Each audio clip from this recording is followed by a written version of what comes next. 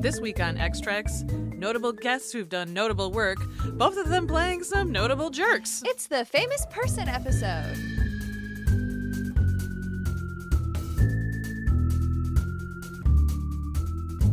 Welcome to X-Treks, a podcast where we introduce each other to our fandoms one episode at a time.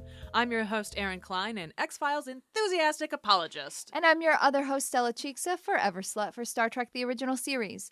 Each podcast, we pick 2 episodes that fit a cinematic theme, watch them together, and then record our feelings. Our theme this week is Famous Person! Just right up top before we jump into it, obviously this theme is lame. We've had a lot of famous people in all these other episodes. Sometimes you run out of themes. And these ones too. One of the things that we discussed about this one, because we thought about it before we did season 1, was like these episodes specifically are about this famous person being featured very heavily also. Because we've had lots of famous people, but like these are specifically especially on the them. X-Files, there's been like a lot of famous people. Yeah. But also sometimes you just need a theme. Yeah. So this is the one we picked. For Star Trek, I chose the season 2 episode Friday's Child, an episode where you get Bones being the best Bones there can be, some top-tier Spurk action, a fun plot, and Julie Newmar just being Julie Newmar. I legitimately love this episode so much. Like, unironically, I do think this is definitely top 10 for me. It might be top 5. I fucking love this episode. It's so... I just love it so much. So I'm excited to finally do it and talk about how absurd it is. Okay, that's it. I was like, are we going to continue to talk about how much you love it? All right, fantastic. We will in a second. That's true. Okay, fair. Okay, I got it. All right. I'm also really excited about this one. It's one of my favorite episodes. It's season 6, episode 2, Drive with Bryan Cranston. I love the way that this episode is structured. I love the way that it's shot. I love the interactions between Mulder and Cranston, who is incredible in this like role as a raging racist and anti-Semite. It's fucking weird. And I also love Scully being a smart and competent badass. And I really, really, really like that Cranston dies and that nothing happens to the naval facility that caused this nightmare, because that's real life. Love when the X-Files are real life. Listen, this is a good episode about real life and isn't the bullshit syndicate. I'll take it. I will take it. Are you ready for digging in there, Mr. Spock? Yep. What the Klingon has said is unimportant, and we do not hear his words. I just called the Klingon a liar. The episode opens in a conference room where the crew is listening to a lecture from Dr. McCoy about the culture of Capella 4. God, Roman numerals really fuck my brain up. The Enterprise has been tasked to negotiate a mining contract with the Capellans, who are a violent and warlike culture, but are honest to a fault.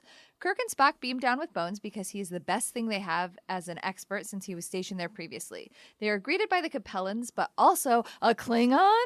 A poorly trained redshirt pulls his phaser on the Klingon only to die at the hands of a Capellan. The Capellans order Kirk and his party to hand over the weapons, as the Klingon has done. Looks like this mining negotiation just got a little more complicated. Despite killing one of their party members, the Capellans treat the party as honored guests. Their leader, Akar...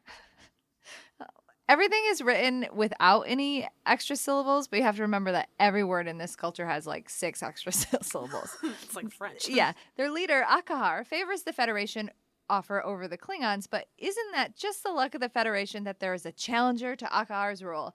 Ma'ab wins the title of Ta'ir by murdering Akar and ordering his pregnant wife to death. Of course, our boys aren't letting a pregnant woman get murdered, so the negotiations go straight to hell. They head to the hills where Bones meets his hardest medical challenge head on.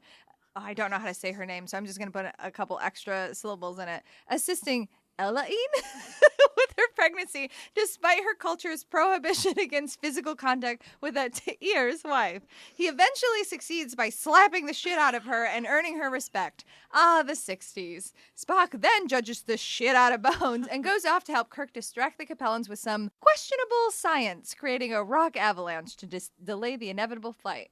What? I don't even remember how I said her name. Meanwhile, Elaine, is that what I said? Has decided to let Bones help her, but is still stressed as fuck because her child will have no place in her patriarchal society.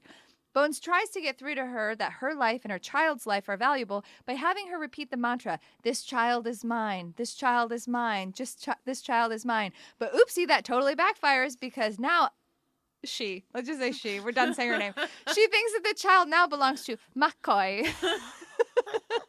The delivery is successful, but unfortunately they're still stuck on this planet because the B plot involves the Enterprise being drawn away from the planet via false distress call from the Klingons, and then maybe a Star War. We love a B plot where Scotty is a badass. Elaine knocks Bones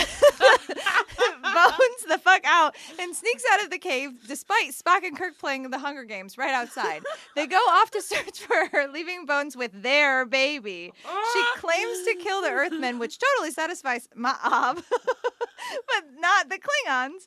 Not the Klingon. He goes off to fight, so our boys oblige with their handmade bows and arrows. Ma'ab realizes that he done fucked up, trusting the Klingon, so he gives her life back and sacrifices himself so that his men will have time to kill Cross, the Klingon. Scotty and the red shirts arrive and everyone finally calms down, just in time for Bones to bring her baby back. The new Ta'ir. Back on the Enterprise, it is revealed that Elaine, acting as her son's regent, has authorized the mining agreement with the Federation, and that the child has been named Leonard James Akar, which Spock finds absolutely disgusting. Well-earned space laughter. McCoy, what did you think of this episode? I quite liked it. So dumb and good. Yeah, it's very dumb, but I don't know. I liked it. Everybody commits, and the plot I was literally just going to makes say sense. That. I love that they play within the rules of their own universe. I really like that, like, none of it there was not a part that didn't make sense, really. Like, everybody's motivations were very clear, even the, like, shifty ones. Like, I thought they did a really good job with that. And the Capellans, the, like, warlike culture, like, I like how they describe them. Like, they're warlike, they're violent, but they're honest. Like, they're totally... It would be easy to write them off as, like, simplistic or whatever, but they're not, actually. They just have a very rigid society that they do adhere to, and it seems to totally work for them. And, like, all of the people that play the Capellans, especially ones with speaking roles, do an excellent job. Absolutely. I totally agree. And I thought that they all, like, that everyone was well cast in that, too, because they also had this, like, blended appearance. Yeah, which, like, they were vaguely Scandinavian. Right, exactly. And it feels effective also in the way that they conduct their society, that people are like that. You don't view everybody as an individual every time, and, like, their uniforms sort of do that too. They anonymize people, which I think works, except for the Ta'ir, who each time was wearing something very different. Ta'ir. The Ta'ir. Yes, I like that. I liked all the costuming. I thought it looked really good. I thought it helped communicate the message really well. I fucking love Scotty as a captain. Yeah. Fucking love Scotty He was as a captain. It was very good. The B plot is good too. The B plot is very good. I was just gonna say I thought Sulu was also excellent in that. I thought Uhura did a fucking great job inside of that. Like, I thought the B plot, because obviously it's like a what is it called, like a bottle episode where it's just like on one set. Like, the B plot is that. Like, it's there's not a lot of involvement. While on the other side of it, we're getting these, like, huge shots, which we don't normally get with Star Trek too. So I thought that the A and the B, like, balance each other super well. And it gave reason to why they couldn't just beam her off the planet. Right, They had to fashion bows and arrows, and they had to be clever. And I mean, love a episode where Spock and Kirk have to be the most Spock and Kirk versions of themselves, being, like, clever with the technology that they do have, being, like, survivalists, working together, like, in just having, like, good communication. Like, I love when they have to work together on that. And you made a joke like, oh, I would read, like, a short fic about them, like, making bows and arrows. And I was like, I got a lot of long fics like this. I got a lot of long fics where they get, like, stranded on a planet. Because that obviously appeals to a fandom that really loves those two. Like, the way that they cooperate, the way that they command together, like, put in a stressful situation, like, they know what to do. I love it. I like to, you were saying they got to be the most Kirk and Spock versions of themselves. Like, I really loved that about this, and I love that Kirk reverse psychologies both Bones and Spock, and is so pleased about it. Oh yeah, Is everybody's so real pleased cunty in with this it. They're episode. Like so fashion cunty. cunty, but then also like our boys are real cunty. Mhm. The original Ta'ir is cunty, and I Yeah. like that. I liked him. He was ready. Bobby He made was a- like, okay. Yeah, Bobby made a joke right before they like were about to fight, where he was like, "Oh, it's a walk off," and I was like, "Yeah, it's got drag energy. It's Yes, got it like definitely does. yeah, club kid energy. The fashion for sure. Yes, their little furry boots. Yeah, They're so cute. And she was wearing a lot of fabric and tulle. she was wearing a lot of fabric. She's the Tahir's wife, It's- and you can't touch a They- Tahir's wife, so you got to cover it in fabric. I guess. Yeah, I guess that's true. She can't run. Well, she was also super pregnant. That didn't matter. Only the strong survive. That's true. On this planet, only the strong She survive. gave birth in a fucking cave. She gave birth in a cave and then knocked a man out and then left. Icon. Absolute icon shit. It's so funny. The child is mine. Say it with me. The child is mine. The child is yours. And he's like, no, the child is mine. And he's like, oh, I see what I did. McCoy. McCoy. It's so, and like, Oh my God. sure, you could like look at this and be like, oh, this is so sexist or whatever. But I don't actually think it is that sexist. This don't is either. like the culture or whatever. And the culture is the strong survive. And she was beating the shit out of him. And then he slapped her right back. And she was like, respect. Right. Not like he hit her out of nowhere, and it was just like a slap. He didn't like punch her in the stomach or whatever. He was just like, "Girl, we gotta do medicine on you now," and she was like, "I guess." McCoy. McCoy. She's like, he slaps her, and she literally smiles. I know. She completely stops resisting and is like, ooh, okay. Well, Yeah. I'm into that, I guess. Wild. And then Spock comes over and is like, "What the fuck is this?" There's a lot of good Spock face acting. Yes. A lot of like, It's very cunty. what is happening here? like this is our baby, and Spock and Kirk are like, it's whose baby? I know, they're so cheeky about it. It's so funny. Our baby? Is that what we just heard? And Bones is like, shut up. I'll explain it later. And they're like, I don't think that's gonna matter. I'm a doctor, not an escalator. Incredible. Fucking If you like Bones at all, this is an episode for This you. is This is an great. excellent Bones episode. But it's Yes. also an excellent Spurk episode. It's Yes. just fun. I just like this episode. It's very good. Like I said, I quite liked it.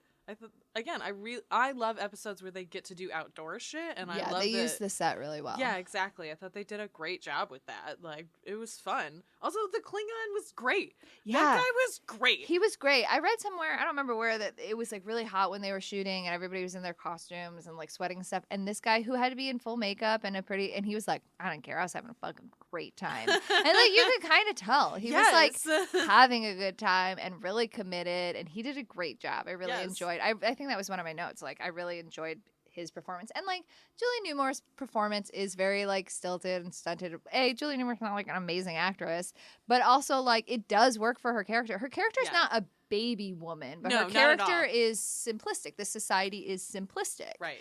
and she really does a good job, whether intentionally or not, at that. Mm-hmm. Yeah, I agree. I didn't feel like too like sometimes when there's a famous person in an episode, it's like a divot. You're like, oh, here's this famous person. All right, here we go.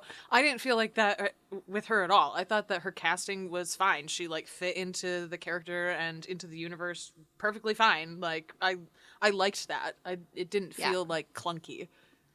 Yeah, I also think it's really funny because, this is the famous person episode or whatever. So in the promo material for this episode, they like the last episode with the Lone Gunman, they were like, oh, Lone Gunman. This one, they were like, oh, Julie Newmar. And like one of the main promo shots was like a picture of her and Kirk and whatever. And it was like super misleading about like what this episode was. Fair. But hey, got people to watch Julie Newmar on Star Trek. Yeah, for real. Also, her hair looked amazing. Yes, I liked it The a like lot. braided crown. Mhm. Very good. Cunty. This whole planet. It's Planet Cunty, I guess. Planet Cunty, like affectionate. Oh, yes, obviously. Would it surprise you to know that DC Fontana wrote this script? No, it would not. Not even for 1 second. Not even for 1 second. There were changes to it. She wanted it to be more like Vines. Well, more like a woman who like doesn't want to have kids and isn't like about childbearing or whatever, which like sort of comes across. And there are like other changes, but I really like. I just like DC Fontana's writing a lot. She gets it, even in the context of like the '60s and sexism and whatever. Like, sure, this could have been an interesting episode about like if her original idea of like, oh, women really resisting being homemakers and stuff. But like, I think even with that not being beaten over your head, like you do kind of. Oh yeah, she leaves her baby in a cave. Yeah, and you get that that's kind of the society, right? It feels very like Sparta, like Yeah. Mm-hmm. She even says, she's like, this baby is his. Like, I'm not. I did not think I would be raising this baby. And I think it works in a way that I don't know. I think it works. I can see somebody coming at this with like a hyper feminist lens and being like, well, but I'm not doing that. No, I'm having a good time. The episode's title comes from a nursery rhyme. It's that one like Monday's child is fair and full of face, Tuesday's child is full of grace, etc., etc. Friday's child is full of woe. Okay. Got it. And then, but the child that is born on the Sabbath day is grave and bonny and good and gay. Anyways, it's from like the 1800s. As we all choose to be. Yeah. I was born on a Sunday. I was born on a Tuesday. Tuesday's child full of grace. Well, yes, it does. It fits. It suits you. Hold on, we're doing this now. You don't know off the top of your head No, what I day don't. you were born? No, because I fucking hate You've astrology. never done an astrology Yeah. chart? Oh, that's not why I know. I know because I was born on Father's Day, which is a Sunday. Oh yeah, that was a straight up Tuesday. Tuesday's child Tuesday. full of grace. Yeah. Look at y'all, full of grace. Full of grace. I'll just be over here gay. I'll just be over here Bonnie and gay. Zach Hanlon, our guy at the AV Club. If anything ever comes out bad about him, everybody retcon everything we've said, okay? Okay. Yeah, exactly. He gave this a B+, praising it for giving McCoy a stronger presence and better lines, and I would agree. Yeah. I love a McCoy-centric plot, so I agree. even when they're dumb and he has some fake space disease. This is a fun thing that I learned. In several Deep Space Nine novels, Leonard James Akar is an influential Starfleet admiral. Oh, hey. Which I love. He grew up on this planet and was like, peace out, bitches. Yeah.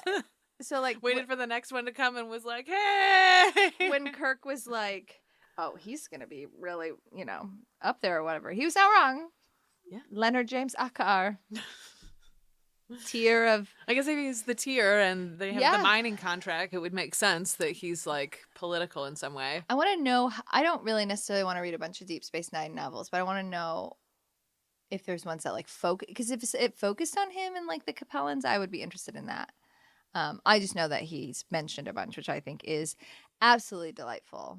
That rules. This is the first episode when Chekhov makes one of his famous dubious, like, that was invented in Russia lines. Yes. Which is kind of one of those iconic things like, oh, I'm a doctor, not a whatever. It was invented in Russia line is really big. And I love that. I actually didn't know that until I was doing research for this, that this was the first time that it appeared, which I think is great.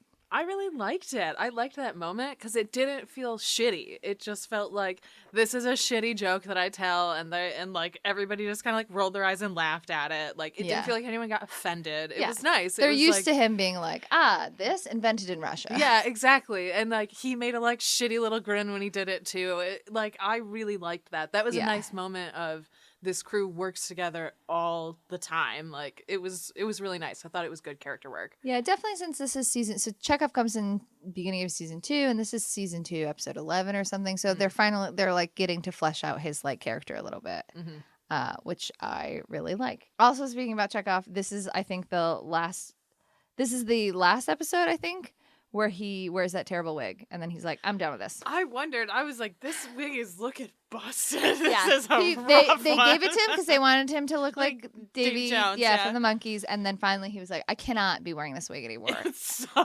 bad. It truly looks terrible. Yeah, it is looks awful. really bad. Definitely looks awful nowadays too, but like even then, bad. Ugh, yep, not good. I also thought this was interesting. So there is a comic that we've talked about before called The Trial of James T. Kirk, which I think is a part of, we've talked about it before because there's a piece of the action. But the idea of that, it's like a 3-parter or whatever, but the whole idea is that he's on trial for like basically constantly, flagrantly discarding the Prime Directive, right? Well, Which is okay. something we talk about a lot.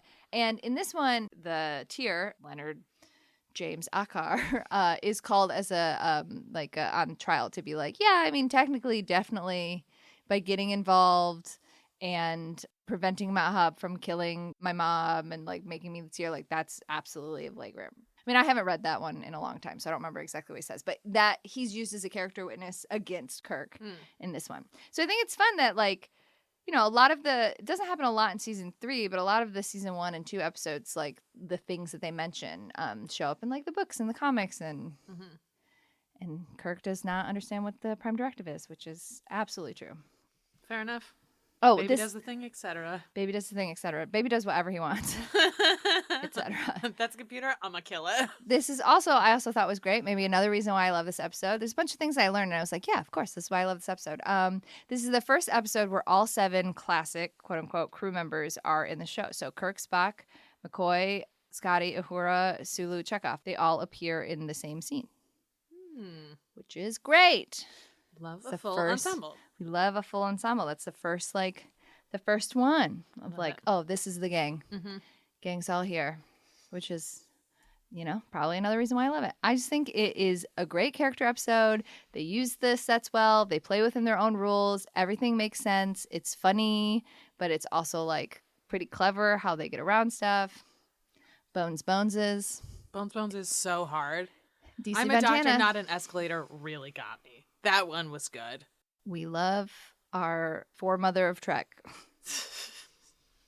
deeply.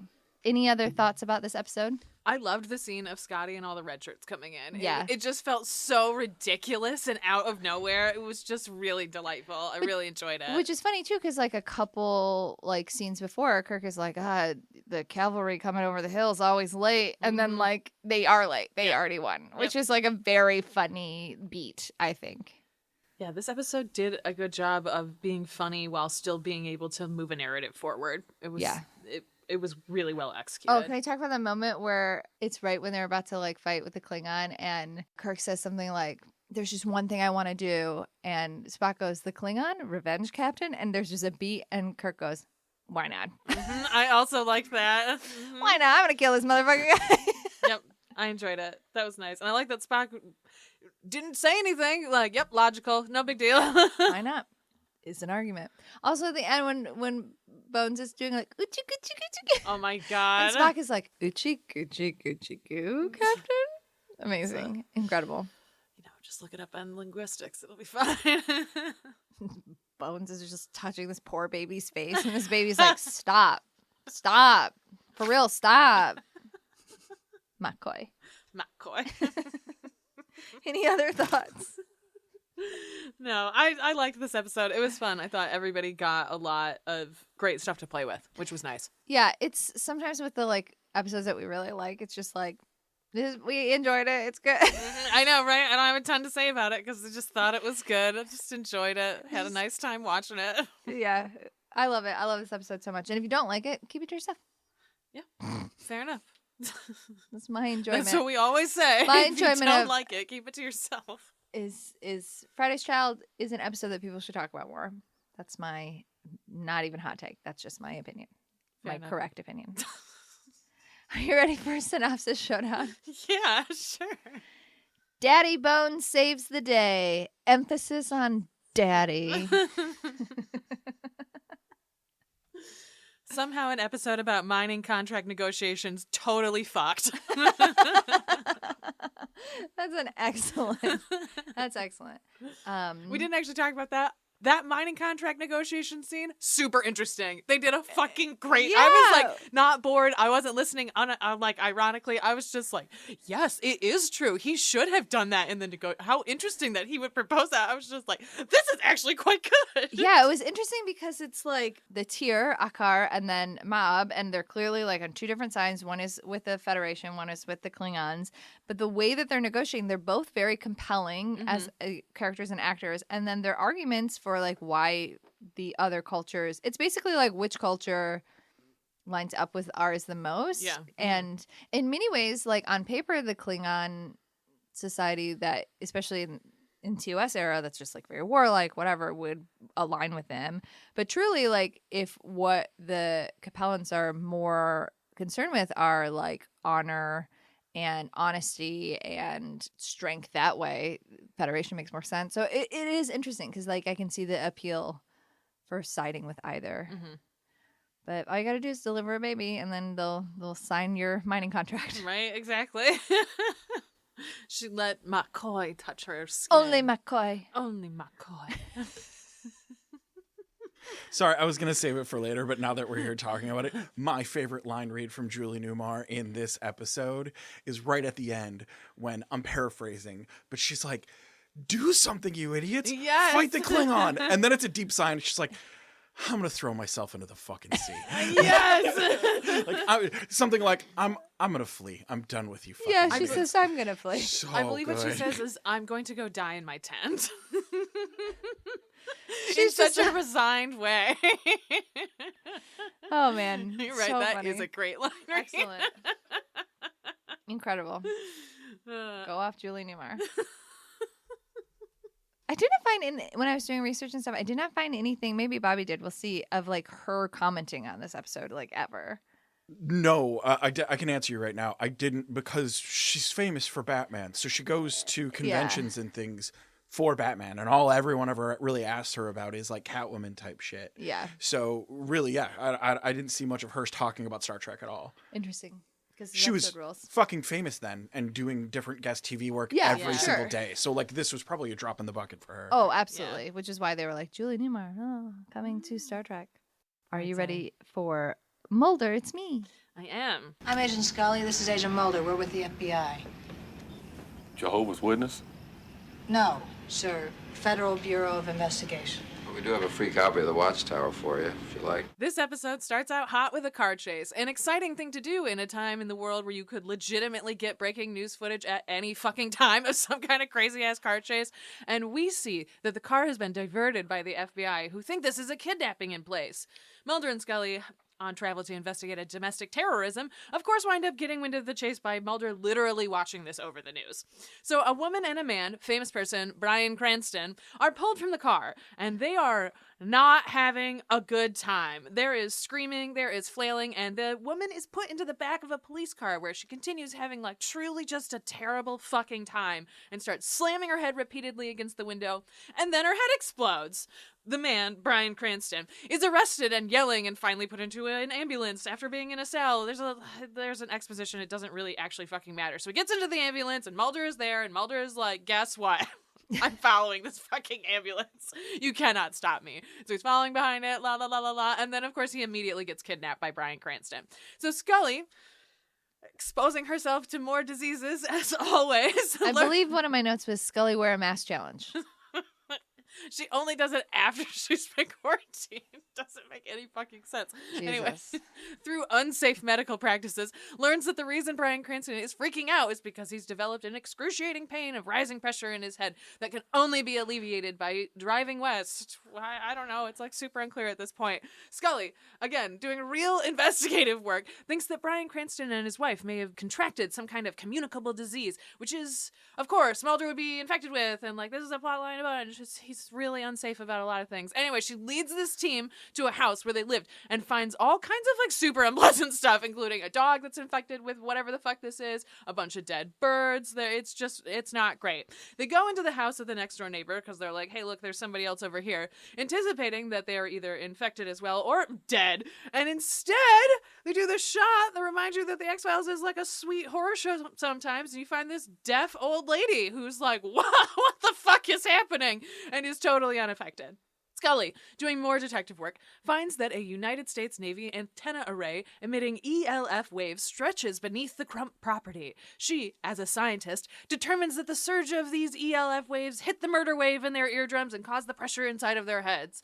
Back with Mulder, we see some anti-Semitic behavior from Bryan Cranston, further morally complicating the character.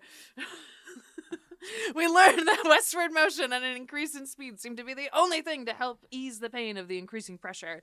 They steal a car, Kirsch gets mad and scolds Scully over the phone. Mulder continues driving with Bryan Cranston. there's a motorcycle agent, right? And so he has good passer's hands, I guess, and he just rolls right up to this car with a cell phone, and they're like, yo, we're finally communicating with each other. Cowards for not showing us the handoff. I know. It was like, exactly. We didn't see a bunch of stuff. We didn't see like him driving around into the forest road or whatever. Whatever. We do get a lot of really cool shots. It's fine. Okay, anyway. Scully communicates to Mulder that she will meet him at the Pacific Coast and use a big-ass needle to alleviate the pressure in Bryan Cranston's ear. Mulder pulls up and forlornly gets out of the car to inform them that it is too late and Bryan Cranston is dead.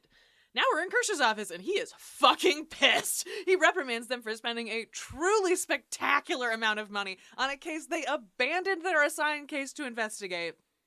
He basically plays chicken with Mulder and is like, you can fucking quit, bitch, whatever.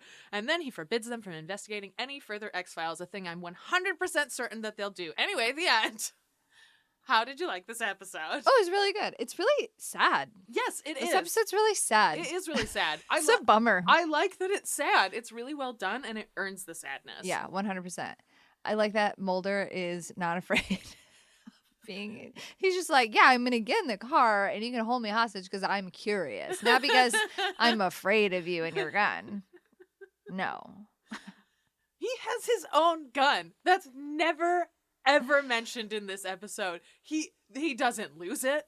He just has it. And for what happened to the gun? He just threw it out the window. There's a lot. Like you're gonna disarm me and so you just threw it out the window. Yeah, I mean, this episode, I think that's the point of this episode, probably the point why Bryan Cranston was even cast, like, is that this guy sucks, is a racist redneck conspiracy theorist, but he's also right, and his whole world gets ruined by his worst fear comes to pass, and Mulder is spending, time with him. One, I feel like initially Mulder gets in the car because he's curious, because that's his whole thing, but even though Mr. Crump is like horribly racist and like awful and mean or whatever, the more Mulder talks to him, the more he realizes that like, oh no, like he is absolutely right. He's been just like me, guinea pig for the government. So they have that like thing in common. And also like, even if this dude is a racist piece of shit, he doesn't deserve for this really horrible thing to happen to him. And like that whole scene where Crump is like, why are you doing this? And Mulder's like, what are you talking about? Like, I'm doing it because the government deserves to pay for what they did to you. Mm-hmm. Could not have found a more perfect person to jump into the car with, the truth be told. For real. And I love that blind trust that Scully has of him, too, where the one officer is like, well, he's doing this and this, and he's going to hit the roadblock, whatever. And Scully's like, just let him through. Yeah. Just listen to him. Just trust him. She's like, I've seen so many cases closed that I never thought. Well, and she's also like getting closer too and figuring stuff out. It's like, we're so close. Just like, let us have more time to figure this out. Yeah, I mean, it's a good episode. Like, good for her, other than not wearing a mask every time she does things. Anytime she does things. There are some truly gross shots of the inside of a human ear also. Really gross. Lots of, trigger warning for ear meat. What? I'm right. Is it that funny? Second episode recording, hearing you expertly enunciate ear meat. Yes, it is that funny. It is that funny. Well, I'm right. Trigger warning for ear meat. No, you're right. Also, you're right. Trigger warning for dog dying. Yes. Mm-hmm. And a bunch of birds, I guess, if you care about birds, which we've established on other podcasts that I don't. She said, fuck them birds. Not even just on the podcast. That's a thing that we have well established. I'll fight a bird. The first time I did mushrooms, there was a really annoying bird, and I said out loud, I'll fight a bird sober. And Erin thinks that that's very funny. It was, because you were yelling it at the bird. That bird sucked. That bird was sitting on top of our house yelling into a chimney. He was just yelling into the chimney. He was literally just mocking us. Absolute nightmare of a bird. What was worse, that nightmare bird or the rooster that wouldn't shut the fuck up the second time we were there? Oh, I don't think the rooster bothered me as much as it bothered you guys. Oh my god. There's a rooster that never stopped cawing. I live in a pretty loud neighborhood, so I was just like... So do I. I live by a train. Yeah. Something about a rooster starting I think it was 3 a.m. until midnight. That's so funny. All right, anyway. Anyways, tangent. Tangent. Too long to read Fuck Them Birds.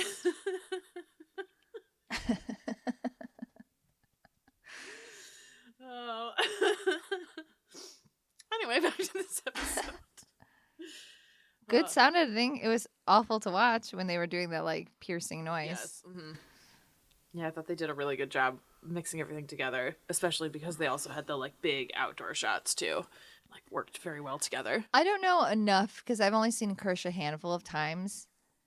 So I don't know if he's like evil or whatever, but like he's right. I know. I wrote in my notes, I've grown to appreciate Kirsch more and more as I get older, and I'm like, what are these spending reports? Truly, you guys kind of suck. Yeah, like I don't know his moral compass as a character or any of that stuff. But like I stand alone this episode, he's right. That's Kirsch as a microcosm. He's Yeah. definitely he's the anti-Skinner in that he doesn't get emotional, but he also doesn't enable them. Mm-hmm. He just wants them to do his job because his job is making them do their jobs. Yeah. So like you know how Skinner kind of gets it thrown back at him like, why do you think Skinner never got promoted or anything? Kirsch is on his way up. Yeah. Mm-hmm. So Kirsch is just going to do his job so that he could keep rising up the ladder in the FBI. And people fucking hated him for it because he wasn't Skinner. But he was I mean, I just get a that. dude doing his fucking job. Yeah. That's Yeah. it. Yeah. Yeah, he's very well cast. He's like Spender. Like you're supposed to hate him, and you do, which is like hard because they can be like morally complicated characters. Spender especially winds up with a whole bunch of morally Right. complicated shit. And I mean, big spoiler for later, but like Kirsch dies and dies a good guy at the end. It's Yeah. very complicated getting up to there, but like he gets his redemption in the end, which is nice. But does he even need redemption right now in this moment? In this moment, from my perspective, this man doesn't even need redemption. He's just doing his job. We don't like him because he's stopping the characters we like from doing the things we like and also preventing me from seeing Walter Skinner. Well, I believe that is his sin, is that he like directly was like, "Get fucked, you're out of here." He has some kind What of is he interaction. supposed to believe that vampires are real? I'm just empathizing with this man. Anyways, it's interesting to watch Kirsch stuff, knowing that he's not like cigarette smoking man, but like everybody hates him, but like he's just a guy doing his job. Yeah, absolutely, it makes sense. I mean, he's a dick. Yeah. He's like absolutely a dick about it. An excellent line. Well, you can quit. Cunty, another cunty. Everybody's cunty. I love too that we did get the expense report because they've talked about them in the past, and there are a couple of times where they've mentioned how their close rate is very good. But like this was one of the first times that we get like, you spent feeable money on a car. You stole a man's car. You used a fucking jet. Like, Yeah. I really liked that he was like, what is fucking wrong with you? Also, I liked that Mulder was like, take it out of my pay. And he was like, no, I'll be taking it out of Scully's pay. I like that he looked at her too, like, I'm just going to wire you the money, whatever. Yeah, Mulder is very much a child. Yes. I also like when she was like, well, our actions led to all of this like positive stuff. And he was like, prove it. Yes, and I was going to I'd like to see you try to prove it. It's why you always talk too about why don't they get X evidence? They have this stuff. People will talk about it, but like that's exactly why. Right. Like it's really easy to categorize it as, well, actually you didn't do that, or like some people just don't want to come forward and it's because they don't want to contact them. Shit like that. Like that's part of the like, why don't they just accept this as evidence? It's like because they do, and then it gets told like, well, fuck you, basically. So it's a nice like direct showing of that. Also, I really like that. Yeah. I like how we're talking about the end scene a bunch, even though Bryan Cranston's not in it. Yeah, I mean, Bryan Cranston was really good in it, but, and I mean this in a positive way, it's a very like one note episode, right? There's not a lot of twists and turns. It's very, which is one of the strengths of the episode, but there's not like a ton to like pick apart or whatever. I feel like too, the like thing that makes Bryan Cranston good in this role is that the like growth that he's experiencing is really subtle too. Like Yeah. the demanding that he call him Mr. Crump and like actually being nice. And But calling he him- always calls him Mr. Mulder. Right, exactly. And then he started to say please towards the end too. Like I think too he starts to appreciate that Mulder is doing this thing for him that like once he steals the car, I think he's like, "Oh, okay. you're in it to win it on this one. All right, I kind of get this." And like Yeah. that's when they start having these like softening conversations afterwards. Bryan Cranston is so good in this. Would it surprise you to learn that this is why he got cast in Breaking Bad? Because it's obviously Vince Gilligan. It was several years later. He did this episode and then did Malcolm in the Middle and then did Walter White. Like, it is a wild up and down. Like, I took some notes on his career because I think that they're interesting. Did you know that he's on Seinfeld? You don't watch Seinfeld. No. He plays a very... So that's so vehemently. No. He was on Seinfeld from 94 to 97. He plays a truly hilarious dentist. One of the best episodes he's in, there's a bunch of coats and people are talking about whether it's a woman or a man's coat and they chuck it out the window and then later he's wearing this fur coat that's a women's coat. And he's like, no, it's mine. It's mine. I definitely didn't get it anywhere. And like, he's just so good in it, which I think is why he was cast in so many comedy roles after that too. He also played Buzz Aldrin, which is like bizarre, but I think is very fitting, I guess, for him. That's the same year he films this episode. I And was looking at the dates and I was like, it's from the miniseries From the Earth to the Moon. Yes, which I've never seen. Which I remember watching You've and never was really seen that? good. That's so shocking. No, Yeah. I haven't. You love space shit. I know, I do. And I love Buzz Aldrin as a character and not as a real person. He's the one with the monkey? Yeah. Yeah. You know this story, I'm assuming? Okay, good. Okay. Yeah, so after this, he does Malcolm in the Middle, which he's in for 151 episodes from 2000 to 2006. It's very funny. Some of it really holds up. So he continues like bopping around, whatever. And then in 2008, okay, so he does Drive. 2 years later is Malcolm in the Middle. That goes on for 6 years. 2 years after that ends is when Breaking Bad starts. So he has this like insane jump back and forth between comedy and dramatic acting. So he does Breaking Bad. And the reason that he got cast is because Vince Gilligan was like, I want this guy. And they were like, I don't know. The Malcolm in the Middle guy, are you sure you want him? And so then they played them a VHS tape of Drive, and we're like, this is what we want from them. And they were like, heard, you can cast him. So like, I love also that this like participates in his and Gilligan's relationship, and it's just such a good love letter from each other to each other. Like, they really understand each other's like dramatic points, and I really, really like that. And too, that he could be like, yeah, the Malcolm in the Middle guy. He's fucking funny. He's good at this shit. And also, like, do you believe he could kill a person? I maybe do. I think maybe I do. So I love that. I love that this is, like, such a great part of his career, and it led to something, like... It also is funny to me, this is just a side note about Breaking Bad. It's funny to me that both Bryan Cranston and Bob Odenkirk, like... are comedians. When they go into this show, they're fucking comedians. Like, I knew Bob Odenkirk as a comedian before I watched Breaking Bad.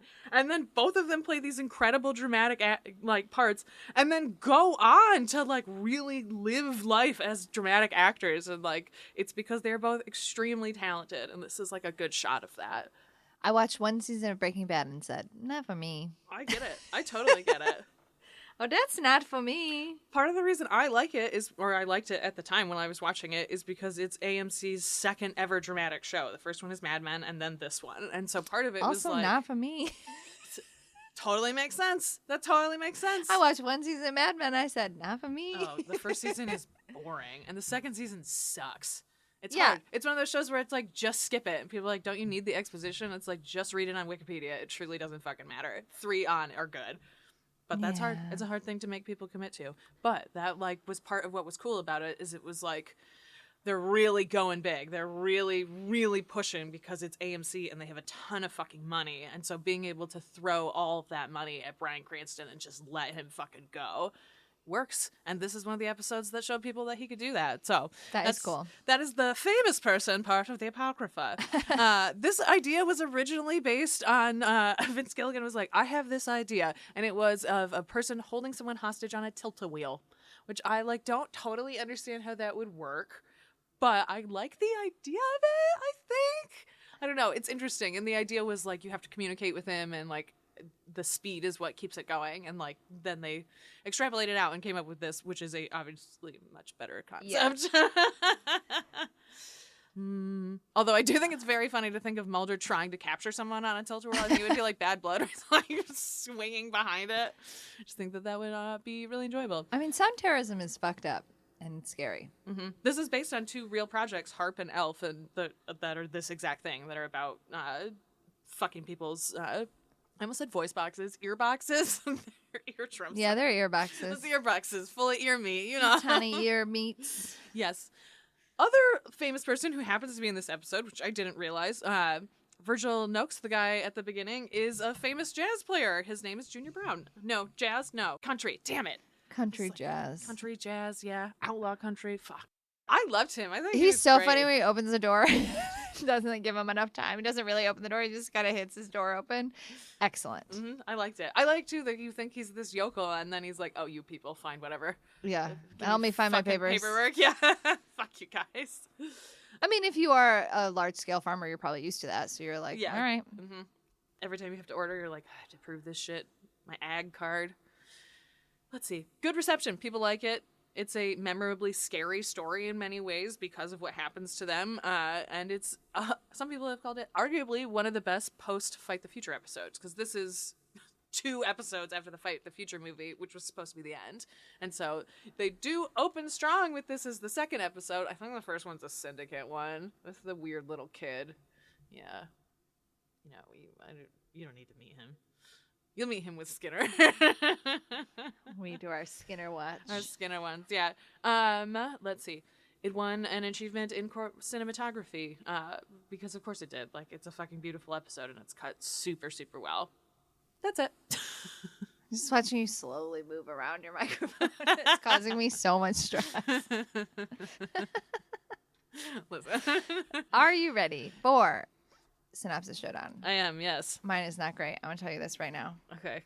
Mulder and Scully literally cannot stop themselves from investigating X-Files. Also, Bryan Cranston dies. Don't you hate it when a racist conspiracy theorist is right?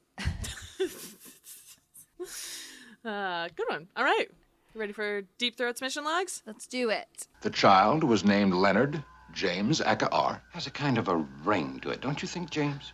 Yes, I think it's a name destined to go down in galactic history, Leonard. What do you think, Spy? I think you're both going to be insufferably pleased with yourselves for at least a month. Sir. Starting with Star Trek, Friday's Child. Air date December 1st, 1967. Of course, written by D.C. Fontana, directed quite well by Joseph Pevney. Capella is the brightest star in the constellation of Auriga, the charioteer. That's where we get the Capellans from. It wasn't just like a dartboard name or something like that. Yeah, this is Star Trek, not the X-Files. You talked a little bit about how... Right. Yeah, right. You talked a little bit about how D.C. Fontana's original script was changed. The big changes there were in the original script, she kills the baby. Would have been better. Which also... Yeah, but also it's the 60s and they're not going to just let... And it's like a semi-lighthearted show at this point. They're not just going to kill a baby. Gene Roddenberry drew the line at killing the baby, and I kind of understand how it would strike... right call. Space Ghost, and he didn't really do that either. Zippers, though. Fuck zippers. That was a hard fucking line. Fuck zippers. They don't exist in the future. The amazing Capellan uniforms were rented from the wardrobe department at Universal Studios. They're originally in the 1930s film serials for Flash Gordon, which, if you know anything about the aesthetic of Flash Gordon, totally works. Yeah, interesting. We also get to see a weird piece of tech that doesn't come up very much. Right in the beginning of the episode, you see kind of this viewer extend out of Sulu's console. I took notes on that. There's no official names for it. Blish refers to it as the gooseneck viewer in his novelization. But it's a really cool piece of tech. You don't ever see bridge consoles morph like that in Star Trek ever again because things go full digital screens. So I think it really sells like the submarine in space aspect of where technology is at this point, and also in Enterprise feels a lot like that as well. They also had that shot of the disc moving from one place to the other with the lights. I really liked that. I liked that we got to see process stuff like that. Much like last episode, so many uncredited people in this just because there's so many people in the background. But William Blackburn again as Hadley, Eddie Paskey is there as Leslie. We don't know who this baby is. We don't know who this baby is. And then so many... It was a time where the child labor laws on set did not exist. It was just someone's baby that we rented for a day. Well, it was a cute baby. We see Robert Bralver as Grant. He has stunt credits in the Star Trek motion picture, Roadhouse, Darkman, Suicide King, Space Jam, NCIS, all the way up to like 2020 stuff. Really, really cool stunt career. That's Ben Gage as Akar, the first one, Akar, the first one. Also known for roles in State Fair and My Gal Sal. Some other TV acting, but also in his life, he was married to both Anne Martin and Esther Williams at different points. Really? Yeah. Esther Williams sucks. I don't know who that is. She worked with Gene Kelly, and she's the only person who's ever said that he was a dick. And that I read that, and I was like, I can guarantee you that she's a Republican. And you know what she is? A fucking Republican. Ginormous Republican. That's Cal Boulder as Keel. Keel, I don't know. Keel. Big beefy actor, also known for playing Igor in Jesse James Meets Frankenstein's Daughter. He is an ex-cop. He got discovered when giving a traffic ticket to a Hollywood agent who was like, "You're a big guy. Do you want to quit being a cop?" Do you want to quit? She was married 4 times. Esther Williams? She's also dead. That is Michael Dante as Mob.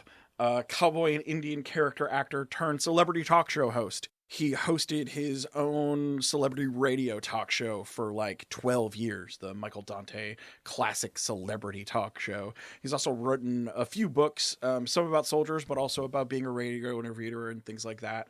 In 2003, he won the Golden Boot Award, which I learned recognizes prominent actors in the Western genre. She's a Republican, but she loved LSD. Anyways, I'm done reading about Esther Williams. I didn't know who she was, so I looked it up. Hell yeah. That's Teague Andrews as Cross, the Klingon, who we only learn is named Cross in credits, I believe. Teague, short for Tiger, of Syrian descent. He's the son of Syrian immigrants, and apparently it's Syrian custom to name a child after a strong animal. I thought it was really interesting. This is the second portrayal of Klingons we see in the series. So I think it's really interesting how they've evolved first to second. And also some kind of like internal headcanon stuff can do some really fun because he doesn't really act like a Klingon. There really isn't like the cutthroat mentality. He does some of like some skeezy conniving stuff. But this is a Klingon that the Klingons sent on a political mission. Something very, very un-Klingon. So it's probably kind of a shitty Klingon that they kind of gave this mission to because they didn't really like him. They were like, that twerp out there. Also, because of his ancestry and his darker skin tone, they don't go overboard with the sweaty dark face as they did with the Klingons in their first representation. And that kind of keeps going in a less and less direction as we go on as well, for the better of everyone. Yeah. Andrews was nominated for a Primetime Emmy twice in 70 and 71 for Best Supporting Actor for his role as Captain Adam Greer in The Mod Squad. Also 97 episodes as Detective John Russo in The Detectives. As Stell said earlier, he loved his Klingon outfit. He said it really helped him get into character. He's used to playing cops and bad guys and things like that. So it felt really fun for him to be wearing a ridiculous costume and running around in the weird mountainous landscape. And that'll bring us to Julie Newmar as very successful in the 50s on Broadway. She also gets roles in many 50s films, mostly as dancers and things to start out. A model. 59 is her first like named role in films, and that's the film adaptation of Little Abner, where she played Stupefying Jones. Abner. She then gets a main cast TV role in My Living Doll. And then, of course, 13 episodes, iconically as Catwoman in the original live-action Batman series, the thing that made her famous. And also just, like, exploded her into a full-on sex symbol, which she embraced very depthly throughout her career. Early on, she was one of the first people to, like, do the semi-nude shoots as your character, sign them, go to conventions, things like that. 1977, she releases in a People magazine article her new invention, the Nude Mar pantyhose, a version of nude pantyhose. The rest of her career then mostly was TV guest roles. In the 80s, she does some risque B movies. That's like right around like the early cable VHS stuff. Again, like selling that sex very well. They aren't regarded well as far as acting goes, but that wasn't the purpose of them. Mid-90s, she goes even further in embracing her legacy by, of course, playing herself in the movie named after her, Tu Wong Fu, Thanks for Everything, Julie Newmar, kind of embracing this style icon and sex symbol mentality that she has grown for herself. Her final credited roles see her once again embracing the Batman fandom by voicing Martha Wayne in the 2010 Brave and the Bold cartoon, and then voicing Catwoman in the animated features for Return of the Caped Crusader and Batman vs. Two-Face. Early on in her career, she said that while, yes, she got known for her sexual presence, she really wanted to be known for her comedy. There's a quote that says, "Tell me I'm funny. It's the greatest compliment in the world." Fuck yeah. She's still alive. Yeah, she's still alive.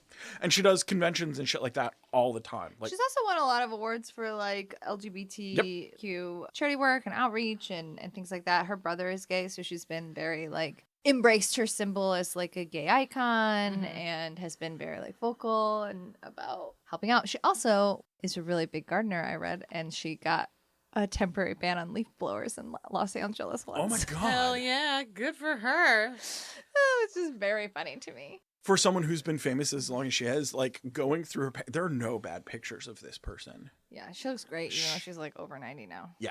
Moving on to the X-Files on Drive, original air date November 15th, 1998. Of course, written by Vince Gilligan and then directed by Rob Bowman. Straight across the plate X-Files. Fox promoted this with the tagline, "He'll stop at nothing." Or, you know, the fucking sea. Like, Yeah, he will stop. he'll stop at the sea. Erin talked a little bit about ELF communication systems. I have a lot more about that in the notes if you're worried about that real horrid government conspiracy theory. That was a real thing. Also, sonic weapons are a very real thing that have been implemented by not just the military, but police as well. It's scary. It's awful. I don't like it.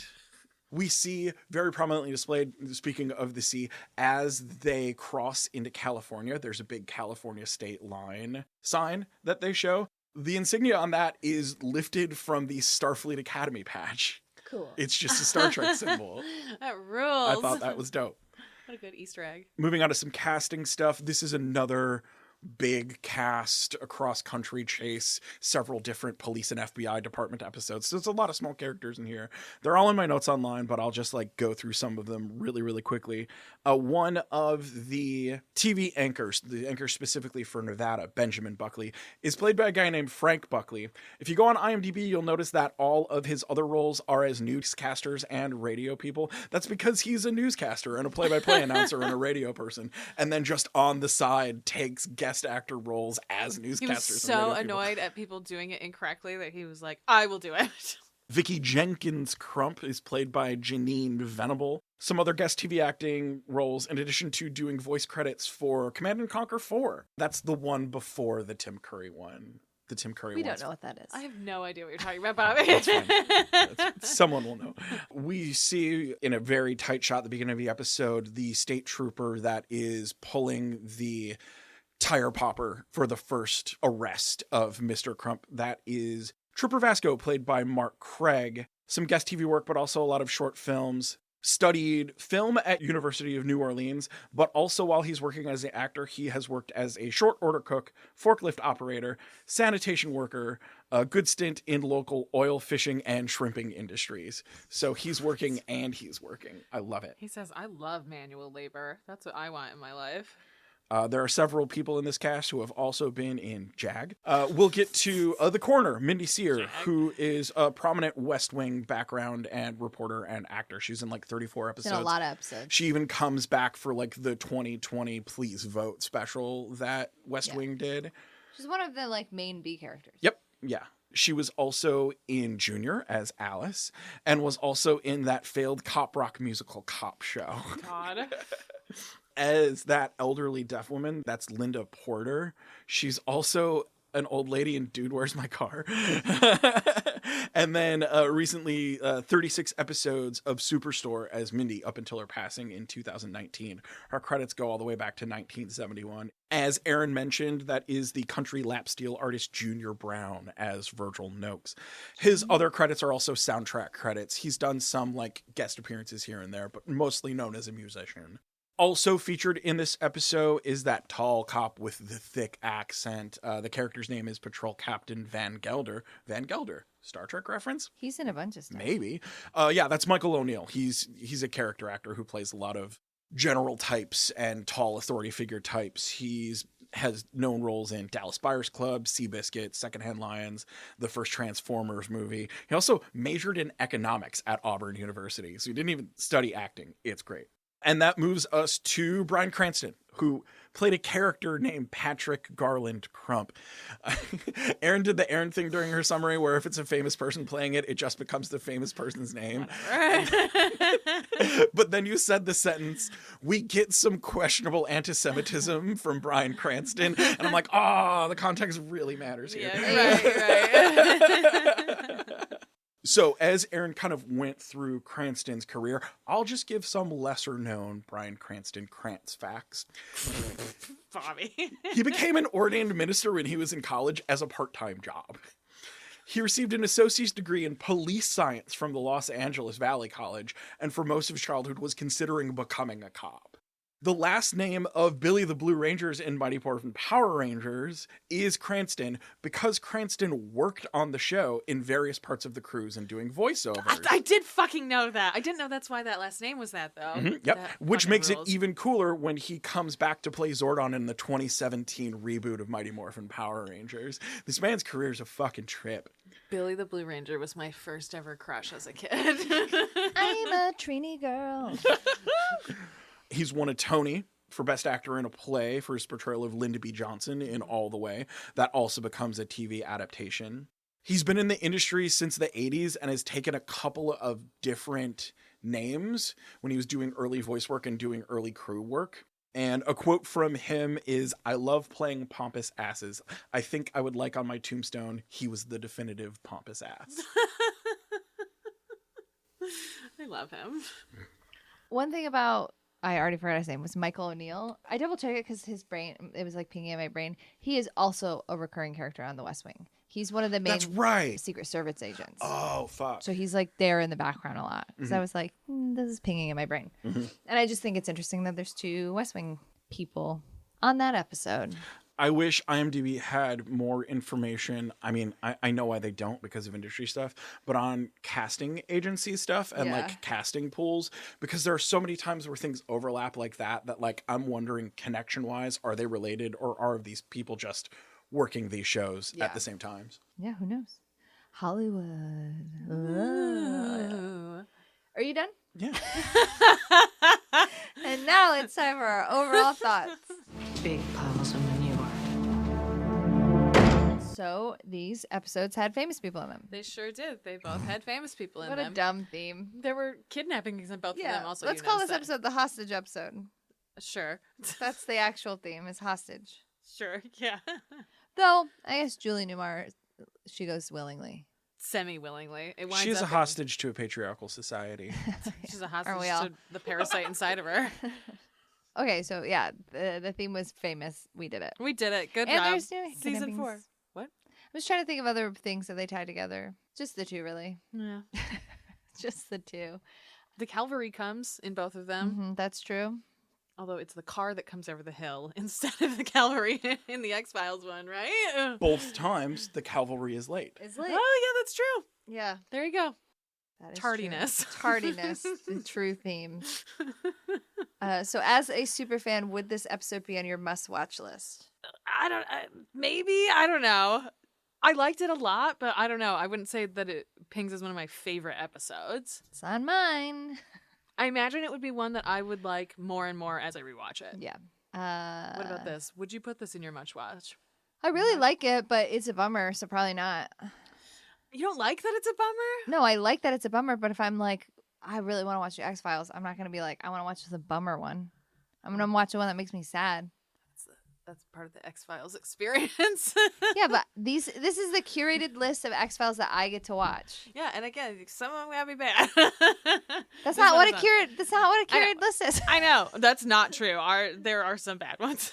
We are ending season 4 with some duds. No, I meant my personal best of curated list. Oh, okay. It's not gonna have one that bums me out. Okay, I see. My favorite episodes of Star Trek are all the fucking funny ones. I'm not like, let's watch a sad one. Or even ones that are really good. I'm not like popping in Edge of Tomorrow when I want to watch Star Trek. I'm not. I'm putting on fucking Tribbles. That's what I'm doing because I'm having a good time. Fair enough. That's fair enough. Me, I'll hit random and be like, sure. I did that the other day with Supernatural. I literally put in a random number generator 1 through 327 or whatever, and I just watched a random ass episode. Is that Battlestar It was not a good episode, so it backfired. Does this affirm your OTP? Yeah. Oh, mine. I thought we were talking about Star Trek for a second. Yours? Sure. No. I don't know. I was thinking about Spock and Kirk for a second. There's a lot of Spock and Kirk behind you. I was just thinking about. It's not distracting to look at this wall, Erin. I don't know what you have. Yeah, it's making me feel good. I like this podcast studio is full of crazy shit because I like all this crazy shit. I like this crazy shit too. I just find it distracting. No.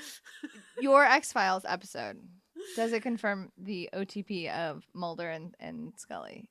Yeah. Yeah, right. Especially their united front. Yes, absolutely. That they both deeply understand each other and are on the same page. They I have think each other's this is back. a good if you're like, episodes that progress their relationship. I think this is actually a good episode for that. And they have that moment at the end where Mulder's really upset. Like, yeah, I think that. So yes. Yes. And then also emphatic yes for Star Trek for me. Does it? Yeah. confirm?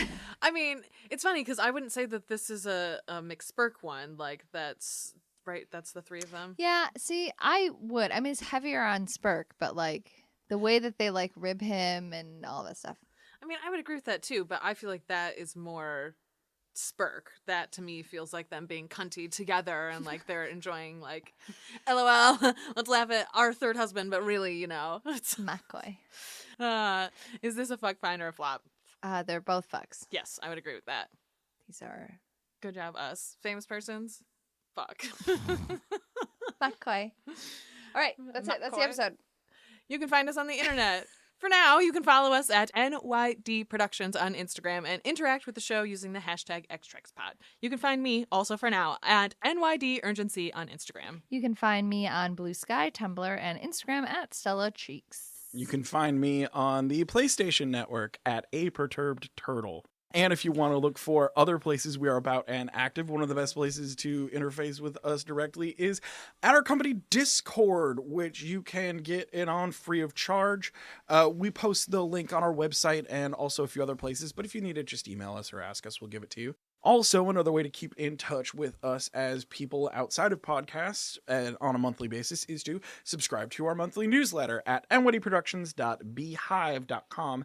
That's BEEHIIV.com for updates on things like what we've been listening to, what we've been watching, what we've been reading, stuff coming up this month in our podcast universe, and the last thing that we watched that we felt awful about. Our podcast sacred timeline. Yes. You can also email us at xtrexpod@gmail.com with questions, comments, feelings. If you want a fic where Kirk and Spock are stranded on a deserted planet where they have to use their wits to survive, I have like 1,000 of those. I have 1,000,000 of them bookmarked. They're all long though, so you better be aware of that. A lot of them have Ponfar in them because if you're stuck on a planet and you don't know what to do, and then oh my god. How many of them have good beans in them? None, because McCoy's not there. Not sold. If you want more special behind-the-scenes stuff like outtakes from our episodes, access to the script notes that we reference while we're recording, extra podcasts like unofficial channels and NYD After Dark, you can visit our Patreon at patreon.com/NYD Productions for all of that and more for at least $1. And don't forget to subscribe wherever you listen to podcasts and to tell your friends. We find that this nerdy shit is better when it's shared. We'll see you next episode for Alone. In the meantime, believe boldly. Seek truth. ship proudly. X-Trex is created and written by Stella Cheeks, Erin Cline, and Bobby Hoffman, and produced by Bobby Hoffman for NYD Productions. Our show theme is Alien Spy by Ionix, and our show art was made by Jonathan Curtis.